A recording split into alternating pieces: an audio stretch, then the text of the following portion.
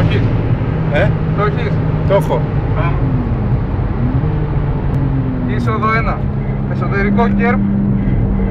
Έξοδο ανοιχτά τη 2 για να κρατήσουμε τη γραμμή μας για την είσοδο. Έξοδο 2 κοντά στο κέρπ. Με γκάζι. Είσοδος 3 εσωτερικό κέρπ και συνεχίζουμε να επιταχύνουμε για το εσωτερικό της 4 για να καταλήξουμε στην είσοδο της 5 γκαζώνοντας. Φρένα γραμμικά στη μέση της πίστας και στρίβουμε με τρίτη. Η ροπή του τούρμπο μας επιτρέπει για να βγούμε δεξιά στην 5, βαθιά στην είσοδο της 6 για να μας βγάλει σωστά στην 7 πατώντας το δεξί κέρπ για να στρίψουμε στην 8 και να βγούμε εξωτερικά της επιταχύνοντας. Στην είσοδο της 9, είσοδο της 10, επιτάχυνση βαθιά στη στροφή και κλείσιμο της γραμμής χωρίς υπερβολές για να κρατήσει τη γραμμή χωρίς να σπινιέρει.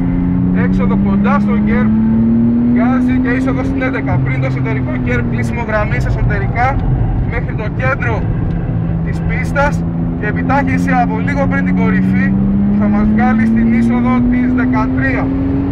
Γρήγορη στροφή, άφημα γκαζιού και με τη μονιά κρατάμε, κλείνουμε στην κορυφή της κοντά στο εσωτερικό κέρπ.